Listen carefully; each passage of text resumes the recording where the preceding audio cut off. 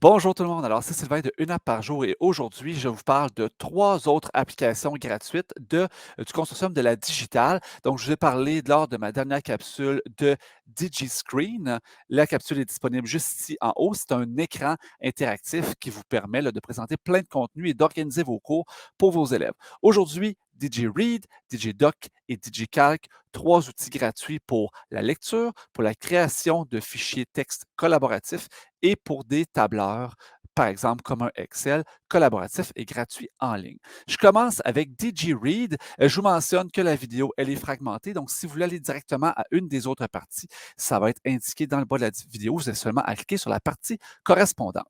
Donc, DigiRead, à quoi ça sert? Hein? Je vais vous montrer sur le site de la Digitale. Première des choses, pour aller le chercher, on va à ladigitale.dev. Ça va vous donner cette page-là à l'accueil. Pourquoi? Chaque application a son adresse, mais on passe toujours par la digital.dev, beaucoup plus facile que de les retenir. Hein. Et là, je vais aller ici à DigiRead. DigiRead, ça le dit, ça permet d'éplucher des pages et des articles en ligne. Donc, on enlève tout ce qui est vidéo, publicité, etc.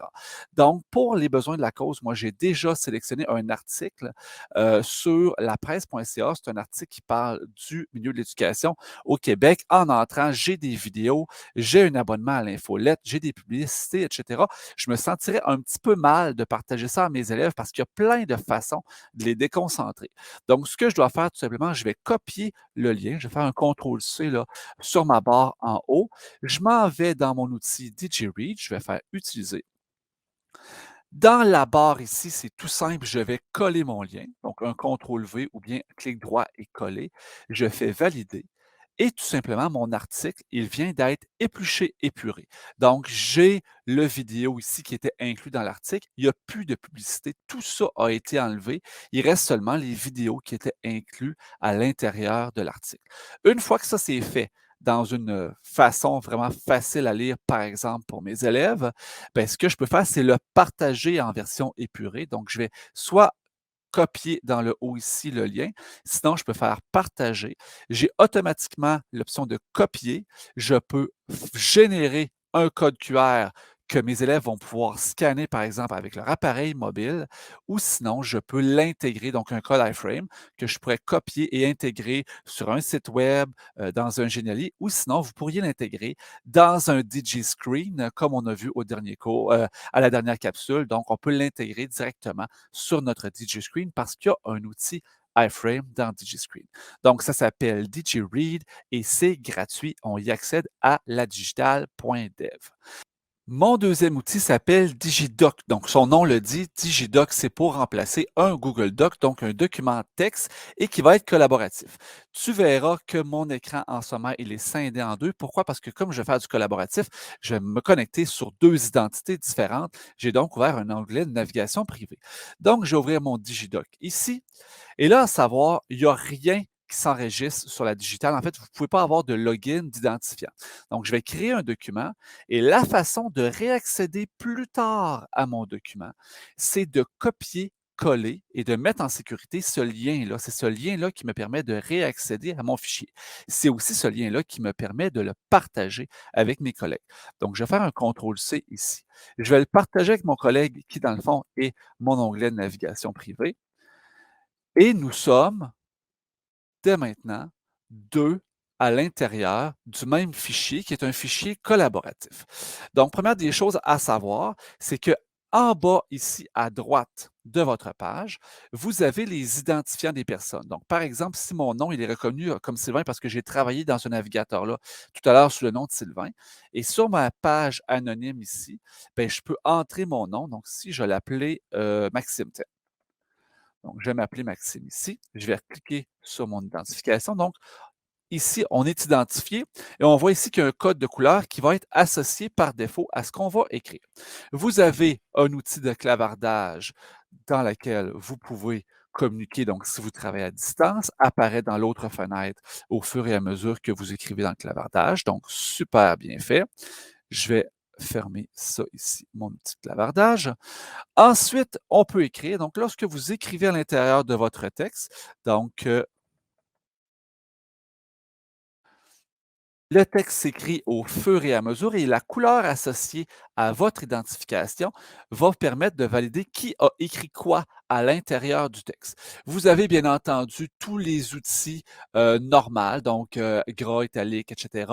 Vous avez, là, si je le mets en plein écran, vous pouvez afficher ou désafficher qui a écrit quoi. Donc, on peut enlever les maquillages de texte, normal, les tailles de police, les caractères, etc.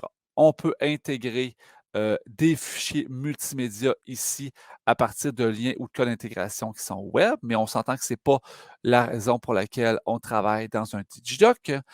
On peut aussi, là je passe par-dessus les liens, on peut insérer, voir ici le nombre de paragraphes, le nombre de phrases, le nombre de mots, le nombre de caractères à l'intérieur de notre texte. On peut ici exporter ou importer des fichiers. Donc, une fois que vous avez fini d'écrire votre texte, vous pouvez l'exporter. En fait, vous pouvez importer un doc, un Word, etc. à l'intérieur de votre Digidoc. Vous pouvez aussi exporter. Donc, par exemple, si je voulais exporter en format PDF mon texte une fois qu'il va être terminé, je clique sur PDF. Automatiquement, mon fichier va se télécharger. Et si je clique dessus,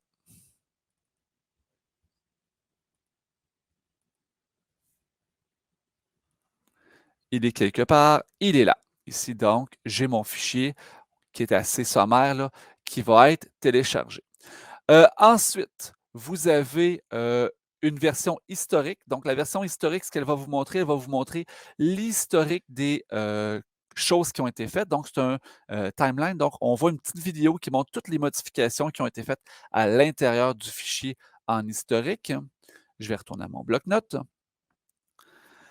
Et vous avez partagé ici. On peut partager notre bloc-notes, donc notre Digitalk. On peut le partager en lecture seule ou le partager en mode de modification. Donc, si je veux partager un fichier que j'ai créé, par exemple, avec mes élèves et je ne veux pas qu'ils puissent écrire à l'intérieur, bien, je coche lecture seule, je copie ce lien-là et je le partage aux élèves.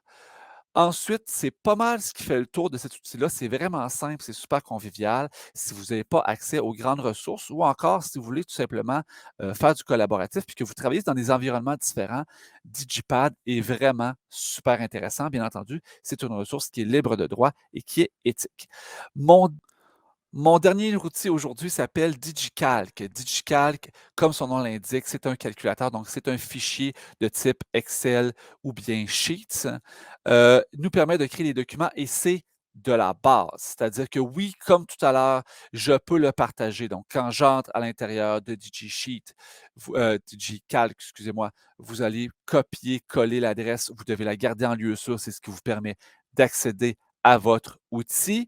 Vous voyez les collaboratifs, donc plusieurs peuvent être en train de travailler à l'intérieur du même fichier. Vous allez voir que les menus sont beaucoup plus épurés que pour Digidoc parce que c'est plus simple. J'ai les différents menus que je vais avoir accès à l'intérieur de Sheet ou de Excel. Ce que je veux vous montrer, c'est comment est-ce qu'on fait une fois qu'on a terminé pour l'exporter et les formules. Donc, les formules, très important, c'est que toutes les formules auxquelles vous avez accès, qui sont inspirées de celles de Sheet ou de Excel, sont les formules, mais qui sont en anglais. Donc, par exemple, si vous étiez habitué d'utiliser la somme en français, bien, ça va être SUM pour somme en anglais qu'on va utiliser. Ce sont toutes des fonctions ici qui sont écrites en anglais. Il n'y a pas la traduction pour cet outil-là. Une fois que votre tableur il est terminé, vous pouvez l'exporter dans un des grands formats. Donc, vous pouvez travailler en collaboration. Une fois que c'est terminé, on l'exporte, par exemple, en Excel. Ici, avec la petite disquette ici, elle passe vraiment inaperçue. On clique dessus, on choisit de l'exporter, soit en HTML, soit en CSV. Je présume que vous allez vouloir le faire en Excel. Si vous voulez le réouvrir ensuite, par exemple, dans un fichier Sheets, bien, vous pourrez l'importer à partir de Excel dans votre Google Drive. Donc, on exporte en Excel, le fichier se télécharge et vous allez pouvoir l'ouvrir à ce moment-là. Donc, 3 beaux outils gratuits qui sont offerts par la Digitale. Je ferai le tour de plein d'autres outils de la Digitale dans mes prochaines capsules. Je vous incite à les utiliser et à les expérimenter surtout. J'espère que cette capsule vous a été utile. Si c'est le cas, laissez-moi un pouce en l'air, abonnez-vous à ma chaîne, passez me visiter sur uneappparjour.com. C'est Sylvain Duclos qui vous dit bonne fin de journée.